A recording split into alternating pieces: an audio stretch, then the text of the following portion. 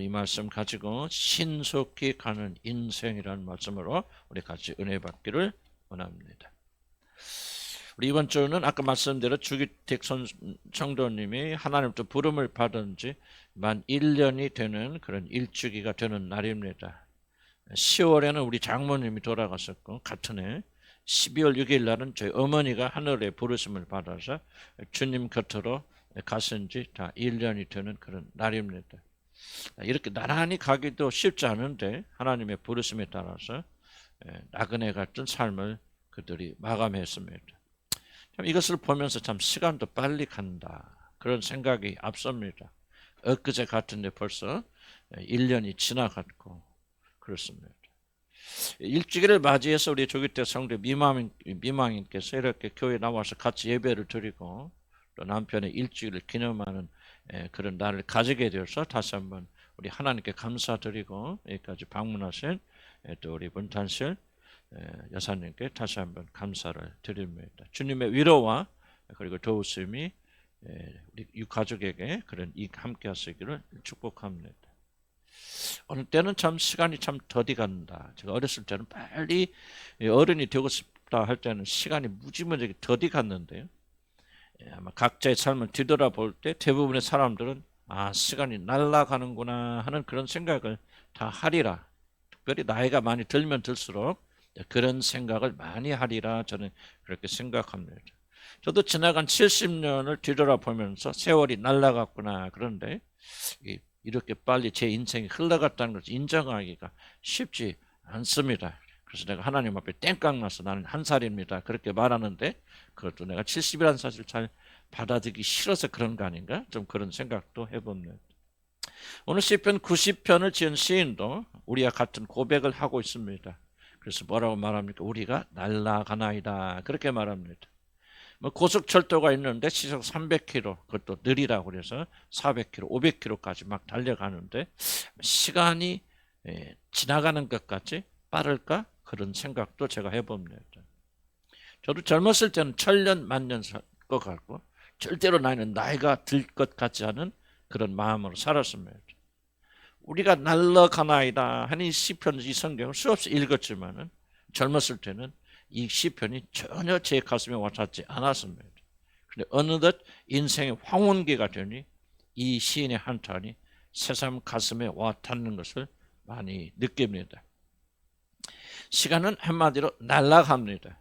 그렇기 때문에 지금까지 살아온 시간보다 앞으로 살아갈 시간이 짧은 분들뿐만 아니라 우리 삶이 참된 지혜를 가지기를 원하는 젊은 자들 역시 이제 얼마 남지 않은 시간 어떻게 활용할 건가 진지하게 생각하여 보아야 된다고 저는 그렇게 생각합니다. 지혜 있는 분들은 젊었을 때부터 세월의 빠른 흐름 그리고 자기의 마지막을 생각하면서 준비하는 것 이것이 지혜로운 사람들이라 저는 그렇게 생각합니다.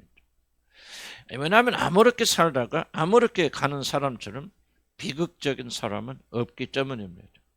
인간은 죽어서 모든 것이 끝나는 것이 아니라 반드시 창조주 하나님 앞에서 이런 원튼 원하지 않든 여러분 어떻게 살아왔는가 계산을 하기 때문에 남은 시간 성실하게 살아야 합니다.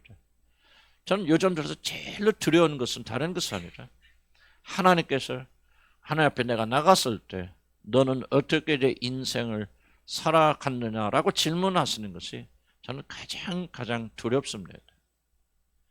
하나님 앞에서 우리의 모든 것을 청산해야 되기 때문에 우리는 그 시간을 반드시 준비해야 할 것입니다. 이제 우리 모두에게는 인생의 겨울이 반드시 올 것이고 그리고 조기태 성도나 저희 어머니처럼 하나님의 얼굴을 마주 보아야 할 때가 반드시 올 것입니다. 이건 우리들이 아무리 부인하여도 부인할 수 없는 진실이고 진리입니다. 사람이 죽는 것은 그 누구도 피할 수 없는 그런 법칙이고 그 뒤에는 하나님의 무서운 심판을 반드시 직면해야 됩니다. 이것을 피할 수 있는 사람은 단 한 명도 이 세상에 존재하지 않습니다. 그렇기 때문에 자신의 마지막을 생각하지 않는 사람은 아주 어리석은 사람입니다. 천년 만년 살 것 같고 자신의 젊음이 영원하리라 생각하는 자들은 난 소망이 없는 자들이다. 그렇게 생각합니다. 그래서 성경은 우리들의 마음을 잔치집에 두지 말고 결혼식집에 두지 말고 초상집에 두면서 자기 자신의 종말을 기억하고 준비하라고 우리에게 당부하고 있는 것입니다. 한마디로 인생의 겨울을 준비하는 것 같이 중요하고 지혜로운 일은 없습니다. 왜냐하면 인생의 겨울은 반드시 여러분에게, 그리고 여러분이 생각하는 것보다 빨리 여러분에게 다가오기 때문에 그렇습니다. 그럼 어떻게 인생의 마지막을 준비할 수 있습니까? 어떻게 하는 것이 인생의 마지막을, 남아있는 시간을 이렇게 준비하고 대비할 수 있습니까? 라고 하는 질문을 우리가 던질 수가 있을 것입니다. 오늘 성경은 인생의 겨울을 준비하려면 우리 먼저 인생의 허무함을 인정해야 된다라고 오늘 성경이 가르칩니다. 자신의 삶의 마지막을 잘 준비하는 삶을 살려면 우리들은 그 무엇보다도 인생이 덧없이 빨리 날아간다는 사실을 이런 마음속 깊이 인정해야 됩니다. 시편 90편을 기록한 시인은 성령께서 주시는 지혜 가운데 인생을 무엇라고 표현하느냐, 날아가는 것, 금방 사라지는 것이라고 그렇게 고백하고 있습니다. 어리석은 자들은 인생의 끝을 인정하지 못합니다. 자신이 영원히 살 것이라고 그렇게 생각하고 자신의 마지막을 준비하지 않습니다. 죽음이 아니더라도 자신이 아무것도 할 수 없는 인생의 겨울이 다가온다는 사실을 어리석은 자들은 받아들이지 않습니다. 개미 같은 작은 동물도 자신의 미래를 준비하지만은 만물의 영장이란 인간들이 내일을 준비하지 못하고 흥청망청 게으름 가운데 그렇게 살다가 인생의 겨울을 맞고 아무런 준비 없이 죽음을 당하는 자들이 너무나도 많습니다. 그럼 모든 자들에게 반드시 일어나는 공통적인 일은 인생의 여름이 떨어지면 낙엽이 떨어지는 가을이 오고, 그리고 가을이 지나면 혹독한 겨울이 반드시 여러분에게 온다는 사실입니다. 우리들에게 주어진 시간은 날아가고 우리들이 생각하는 것보다 훨씬 더 빨리 인생의 겨울은 우리를 찾아올 것입니다. 인간의 삶이란 금방 사라지는 것이고 험한 것입니다. 시인은 인생의 험함을 4절에서 이렇게 말합니다. 밤의 한순간이라는 그런 말을 합니다. 여러분 깊은 잠을 자보신 적 있습니까? 저는 잠을 잘 못 잡니다. 1년에 한 두세 번 정도 깊은 잠을 잤는데, 어떤 그렇게 깊은 잠을 잘 때는 눕는 순간 벌써 일어납니다. 1분 된 것 같은데 지나고 보면 7시간, 8시간 지날 때가 있습니다. 시간이 벌써 이렇게 흘러갔어요. 눕는 순간 시간이 지나 벌써 일어날 시간이 되었습니다. 시인이 말하는 것은 인생이 그렇다는 것입니다. 눕는 것 같은데 벌써 일어나야 됩니다. 엊그제 이 세상에 태어난 것 같은데 벌써 죽음을 준비해야 될 때가 되었습니다. 인생은 밤의 한순간에 불과한 것입니다. 시인은 또한 5절에서 인생은 홍수처럼 쓸어가는 것이라 그렇게 표현합니다. 우리는 일본의 쓰나미 때 또 중국의 대홍수를 보면서 우리 목격하지 않았습니까? 홍수가 나서 큰 물이 흘러오면 그 큰 집들이, 모든 차들이 낙엽 쓸려가듯 다 쓸려가 버립니다. 인생의 겨울이 되면 여러분이 이런 모든 것들이 그렇게 끝난다는 뜻입니다. 그렇게 건강을 자랑하던 자가 며칠 앓더니 그냥 사라집니다. 어제 보았던 친구가 교통사고로 갑자기 사라집니다. 나이가 70, 80, 90이 되니 그렇게 자랑하던 건강도 홍수처럼 쓸려갑니다. 많은 재물을 두고도 쓸 수 없는 나이가 듭니다. 먹어도 맛을 느끼지 못하고 아름다운 것을 보아도 흥분하지 않는 나이가 여러분 곧 옵니다. 5, 6절에서 시인이 말하듯이 인생은 하나의 작은 풀 같아서 아침에 반짝하고 꽃이 피지만은 점심이 되고 태양볕이 내리쬐면 금방 사그라지듯이 우리 인생은 순식간에 그렇게 사라집니다. 우리 어렸을 때 그렇게 미모를 자랑하던 절세미인의 그런 배우들도 요즘 70, 80이 되어서 근황을 보니 아니 저 배우가 맞아? 진짜 저 사람이 진짜 그 배우였어? 정말 볼 수 없을 정도로 초라해집니다. 그렇게 아름답던 얼굴들이 평균치 똑같게 흉측하게 변합니다. 아무리 아름다워도, 아무리 성공하였어도, 아무리 많은 돈을 가지고 있어도, 아무리 회사에서 높은 자리에 올라가고 사장이 되어도, 아무리 많은 것을 가져보아도 나에게 주어진 시간은 날라 나를 떠나갑니다. 그래서 10절의 시인은 말하기를 인생의 허물을 말하며 우리가 날아가나이다, 그렇게 표현하고 있는 것입니다. 지혜는 인생의 덧없음을 인정하는 것이고 자기 자신에게 마지막에 있다고 하는 사실을 깨닫는 것입니다. 그래서 자신에게 힘이 있을 때 자신의 마지막을 준비하는 것, 이것이 인생의 지혜입니다. 사단이 오늘도 우리들을 속이는 가장 큰 거짓말이 무엇인지 아십니까? 그들은 입으로 속였던 뱀의 거짓말, 즉 너는 정녕 죽지 아니하리라는 거짓말이 바로 사단이 오늘도 우리를 속이고 있는 제일의 거짓말이 아니겠습니까? 만약 이 거짓말에 속아서 여러분이 인생의 험함을 인정하지 못한다면, 천년만년 살 것까지 그렇게 생각하신다면 그 사람은 결코 번개처럼 다가오는 인생의 덫을 피할 수가 없을 것입니다. 사랑하는 성도 여러분, 아무리 강한 믿음을 가지고 있어도, 적자 살자 기도하여도 날아가는 세월을 붙잡을 수는 없습니다. 마치 정신병 환자처럼 환상 속에서 자신의 세월이 덧없이 흘러가는 것을 부정한다고 여러분의 인생이 덜이 흘러가는 것이 아니요, 여러분에게 겨울이 다가오지 않는 것이 아닙니다. 사랑하는 성도 여러분, 여러분에게 믿음이 있건 없건, 여러분 예수를 믿건 안 믿건, 아무리 그 사실을 부인하여도 인생의 마지막은 반드시 여러분에게 다가오고 여러분이 생각하는 것보다도 훨씬 더 빨리 여러분을 찾아올 것입니다.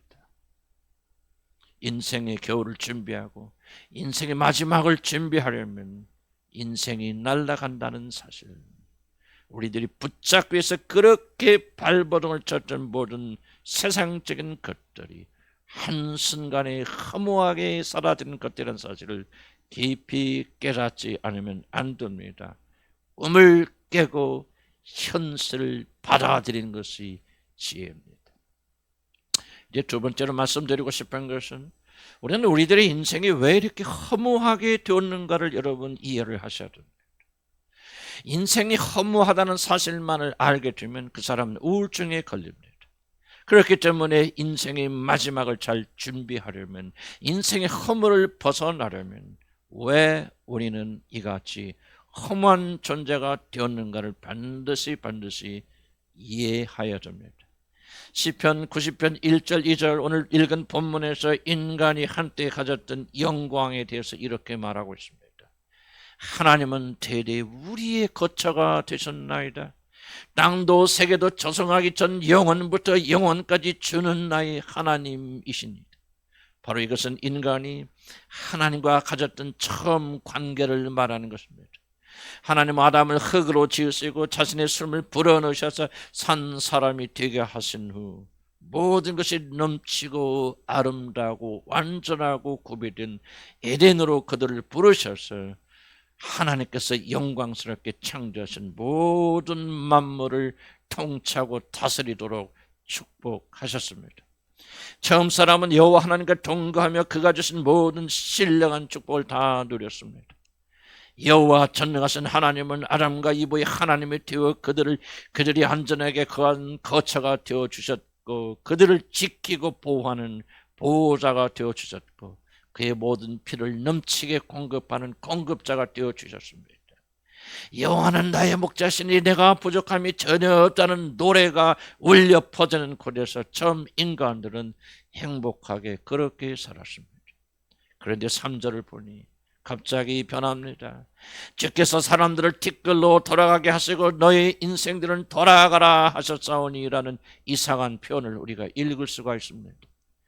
하나님께서 자신의 형상에 따라 지으셨을 뿐만 아니라 영원히 소멸되지 않는 자신의 영을 불어넣으셔서 영광스럽게 창조하신 인간, 그래서 허무할래 허무할 수 없는 인간에게 너희는 흙으로 왔으니 흙으로 돌아가라. 그렇게 말씀하십니다. 하나님과 조금 못하게 하시고 영화 존귀의 관을 씌우셨던 영광의 존재가 하루아침에 사람들이 밟고 지나가고 침을 뱉는 티끌로 되돌아가게 된 것입니다. 도대체 무슨 일이 에덴에서 일어났길래 하나님이 진노하셔서 자신보다 조금 못하게 그렇게 영화롭게 만드신 인간을 사람들이 밟고 지나가는 그런 티끌로 돌아가 그렇게 산산이 부서지는 자들이 되게 하셨습니까? 7절에 이런 말씀 기록되어 있습니다. 우리는 죄에 노여움에 소멸되어 죄의 분내심에 놀라나이다 라고 말하는데 무엇에 하나님은 그렇게 진노하셨고 분노를 일으키셨습니까? 도대체 아담과 하나님 사이에 어떤 일이 일어났기에 그들에게 주어진 모든 영광이 거두어지고 그들이 진토가 되어서 이렇게 허무한 인생이 되고 말았습니까? 우리는 성경을 통해서 그날 에덴 동산에서 어떠한 일이 일어났는가를 우리는 잘 압니다. 하나님께서 인간을 자신의 형상으로 창조하시고 에덴 동산에 두셨을 때 하나님께서 그들에게 명령하시기를 동산에 있는 모든 실과는 내가 임의대로 먹고 싶은 대로 마음대로 먹되 오직 선악을 알게 하는 나무의 열매는 먹지 말라. 먹는 날에는 네가 반드시 죽으리라 그렇게 말씀하셨는데 그것을 먹으면 너는 하나님과 같이 모든 것을 알 수 있고 할 수 있는 그런 능력 있는 자 하나님이 된다라고 하는 사단의 말에 속아서 아담과 이브가 선악과를 따먹고 죄를 받아들이고 악을 받아들였기 때문에 그들은 타락하여서 하나님께서 주신 모든 영광을 잃어버리고 흙으로 되돌아가게 된 것입니다.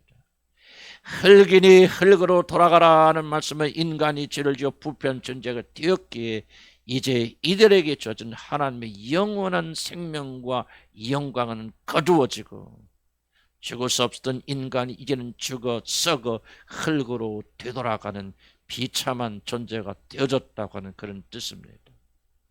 하나님의 영광으로 영원히 사는 존재로 창조됐던 우리 인간들이 이제 선악과를 먹고 죄가 들어오니 하나님이 되게 해서 하나님을 버리니 그 죄가 인간의 모든 것을 부패하고 썩게 만들어서 이제 인간은 영원한 죽음을 당하는 허무한 존재, 인생의 겨울을 피할 수 없는 비참한 존재가 되었다는 사실입니다.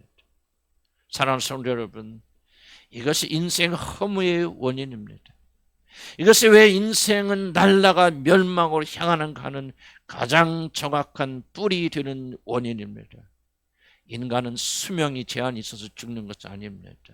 인간이 병을 이기지 못해 죽는 것이 아닙니다. 로마서 2장 32절, 3장 23절이 말하는 것처럼 모든 인간이 죄를 범하며 하나님의 영광에서 떨어졌기 때문에 일어나는 일들입니다. 바로 이것이 8절에서 우리는 말하는 우리의 죄악을 주의 앞에 놓으시며 우리의 은밀한 죄를 주의 얼굴빛 가운데 두셨나이다 라고 말한 뜻의 말씀의 뜻입니다. 인간 허무의 모든 원인은 죄 때문에 일어나는 것입니다. 환경이 어려워서 가진 것이 없어서 병들어서 또 자식의 문제가 심하여서 인간이 험한 게 아닙니다. 여러분의 마음의 중심으로 인간 허무의 원인을 내가 지금 말하고 있는 이 말씀에 두지 아니한다면 여러분이 이 인간 험에서 벗어날 길은 아무 길도 없습니다. 우리가 복음을 수없이 반복하고 또 반복해둔 이유는 복음을 듣는 수많은 사람들은 아직도 자기 인생의 겨울의 원인이 바로 에덴에 있다는 사실을 실감 있게 받아들이고 있지 않기 때문에 그렇습니다. 인간 험의 모든 원인은 죄 때문에 일어나는 것이지 남편 때문에 아내 때문에 내가 어렸을 때부터 사랑받지 못하고 인정받지 못하고 가난하게 자라고 배우지 못하고 아프고 힘들어서 인간의 마음이 공한 것이 아닙니다. 죽음도 병의 모든 원인은 인간의 죄 때문에 생긴 것입니다.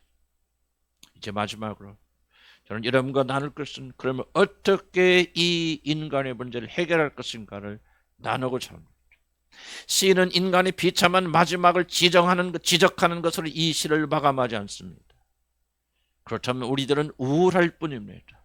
유명한 전도자 무디가 이렇게 말합니다. 인간이 가장 우울할 수 있는 방법은 죄를 지적하고 그 해결책을 말하지 않는 것이라 무디가 이렇게 말했습니다. 그러나 다행히 시인은 날아가는 세월 앞에서 자신의 종말을 맞이하여야 하는 비참한 인간들의 모든 문제를 해결할 수 있는 방법을 우리들에게 전하여 줍니다. 그것이 무엇입니까? 13절에 시인은 이렇게 외칩니다. 여호와여 돌아오소서, 주의 종들을 불쌍히 여기소서. 그렇습니다. 우리들의 비참한 운명을 해결할 수 있는 유일한 방법은 우리들의 죄 때문에 우리들을 버리시고 떠나신 여호와 하나님께서 우리들에게 돌아오시는 것입니다. 하나님을 떠나 진토가 되어버린 이 비참한 인간들에게 영광의 하나님께서 찾아오셔서 자신의 영광을 우리들 안에서 다시 회복시켜 주셔야만 우리는 인생의 겨울을 이겨낼 수가 있습니다. 그래야만 우리 인생은 제자들을 찾게 되고 이 하나님께서 돌아오셔야만이 원수에게 빼앗긴 모든 영광을 우리는 다시 찾게 되어서 영광스러운 삶을 살 수가 있는 것입니다.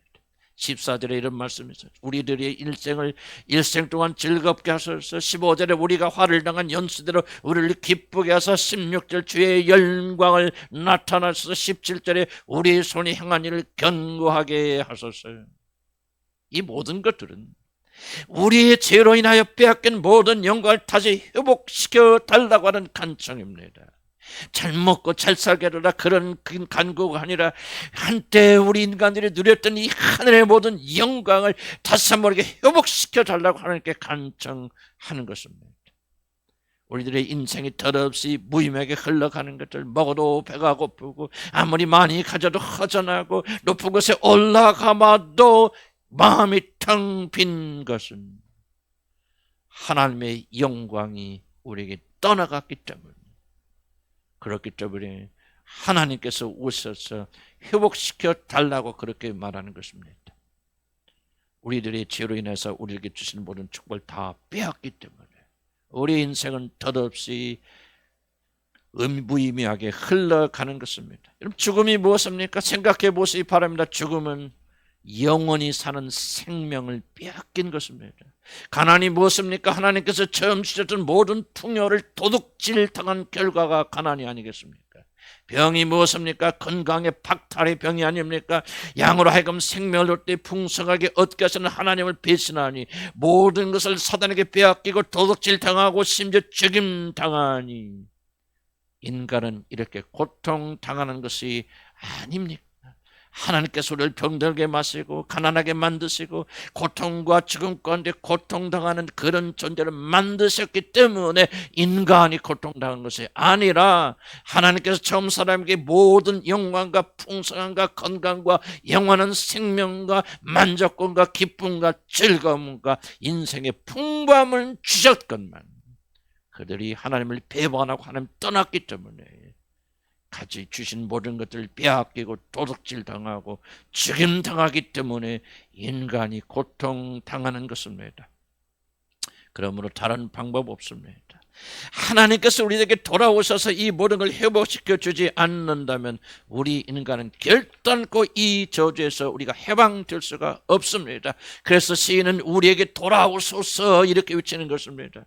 그럼 구원이 무엇입니까? 구원은 우리 인간들이 빼앗긴 영광을 다시 찾아오는 것이 구원입니다. 만약 우리들이 구원을 받았다 하면서도 인생의 허무에 시달리고 영광스럽게 살지 못한다면 무엇인가가 잘못되어진 것이도 크게 잘못되어진 것입니다. 그래서 우리는 이 시인처럼 인생의 허물을 경험할 때 인생의 겨울이 다가오기 전에 여호와여 돌아오소서 주의 종들을 불쌍히 여기소서 그렇게 울부짖어야 됩니다. 그런데 하나님께서 우리에게 돌아오시는데 큰 문제가 있습니다. 그것은 하나님과 우리 사이를 무엇인가 가로막고 있기 때문입니다. 그것이 무엇입니까? 에레미야서 5장 25절에 이렇게 말합니다. 바로 너희의 모든 죄악이 이 좋은 것들을 누리지 못하게 만들었고 너희의 온갖 범죄가 그 좋은 것들을 가로막아서 너에게 이르지 못하게 하였다고 기록하고 있습니다. 거룩하셔서 악을 참아 보지 못하신 하나님은 우리 안에 죄가 남아있을 때는 결단코 우리에게 돌아올 수 없다는 사실입니다.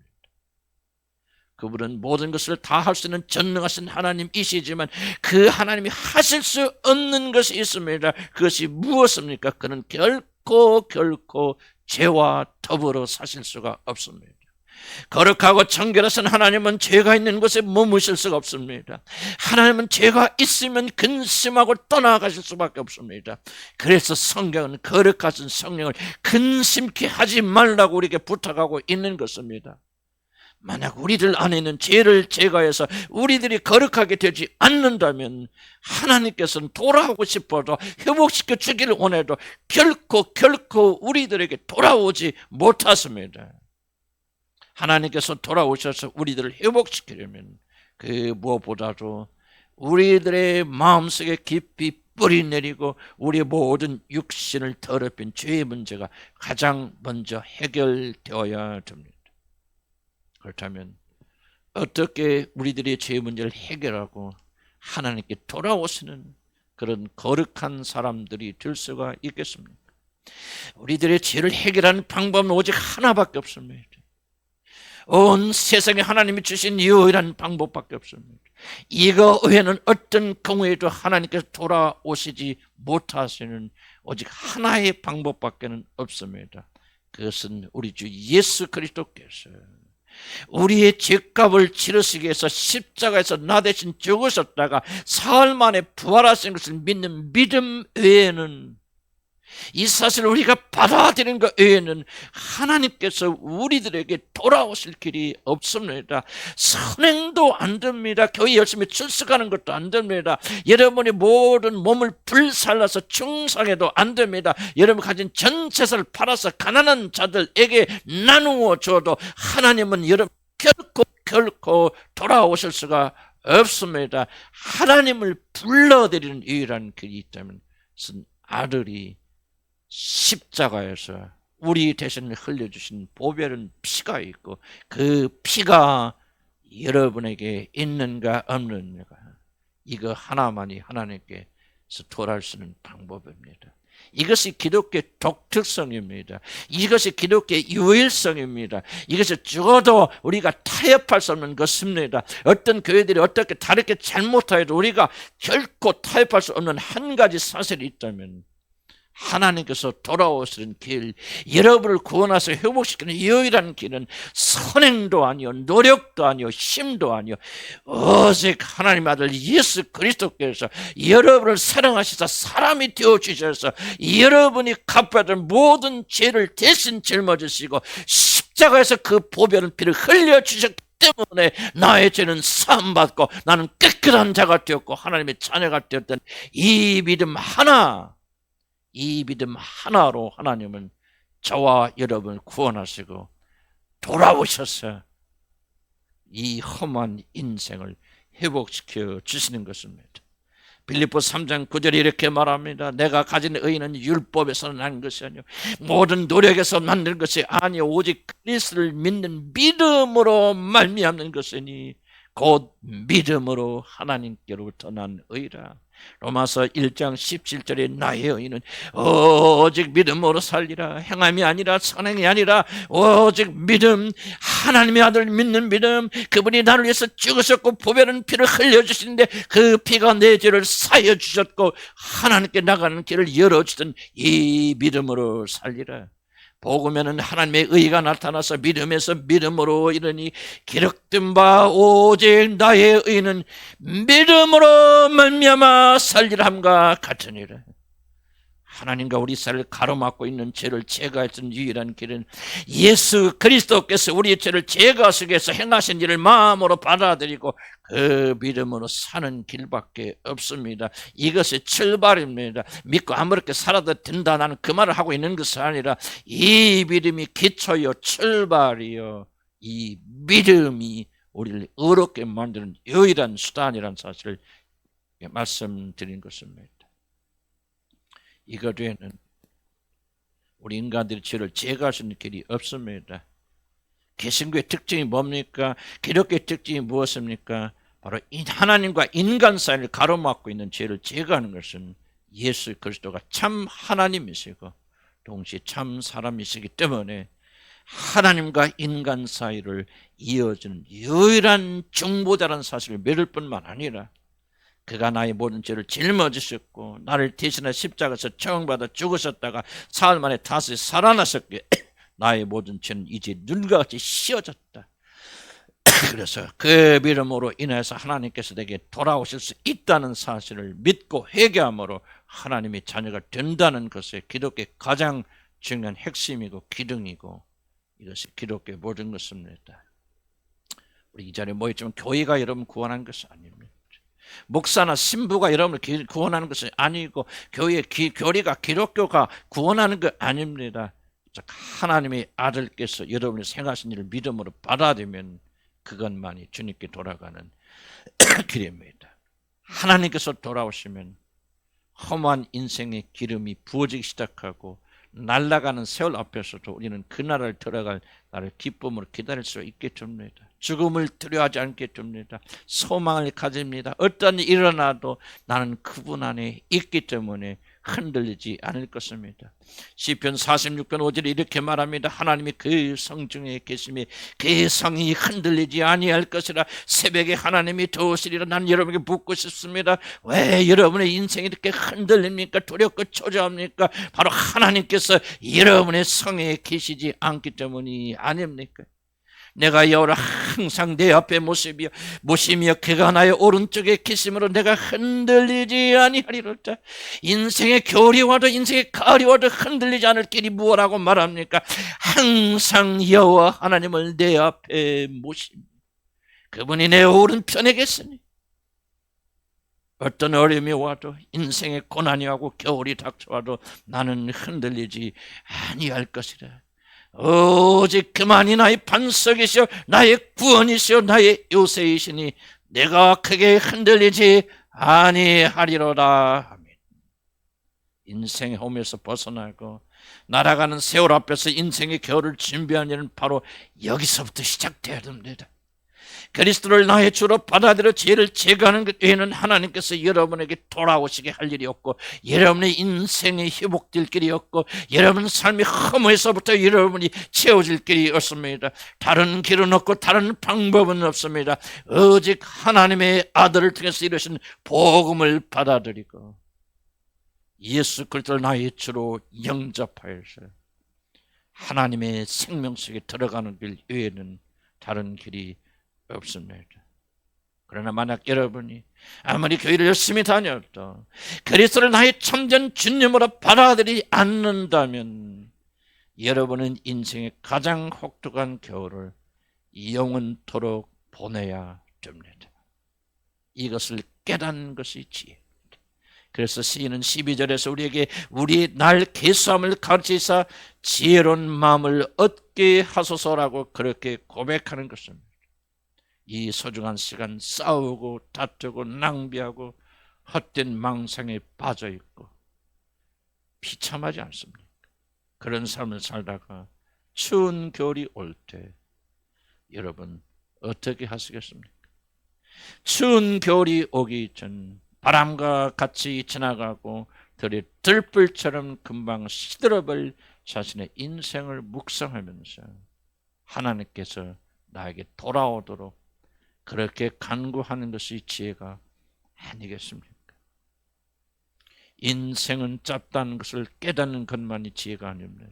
참된 지혜는 그나마 영원한 세상을 준비하는 것이 참된 지혜입니다. 그리고 그것을 준비하는 시간이 얼마 남지 않았다는 것을 깨닫고 오늘 주님께 나와서 복음을 듣고 복음을 받아들였죠. 오늘 주님께 무릎 꿇는 것이 참된 지혜입니다. 조기댁 성도도 갔습니다. 우리 장모님도 가셨습니다. 우리 어머님도 가셨습니다. 우리 어머님 아침까지 다 식사하시고 저녁에 식사하시고 또 운동도 하시고 예배 드리시고 아우 나 졸린다 가야겠다고 주무시다가 새벽 한 2시 우리 형님이 예감이 이상해서 가보니 그렇게 저녁 먹고 운동도 하시고 예배도 하시고 그리고 저는 어머님께서 이미 세상을 떠나서 주님 곁으로 가신 것을 보았습니다. 이게 인생입니다. 사랑하는 성도 여러분, 다음 차례는 바로 당신입니다. 오늘이 마지막 날이 될지 여러분 어떻게 알겠습니까? 우리 어머니처럼 오늘 잠자다가 여러분이 불른받아서 갈지 누가 알겠습니까? 오늘이 마지막입니다. 누가 알겠습니까? 오늘 주님께 다 오십시오. 기도하십시오.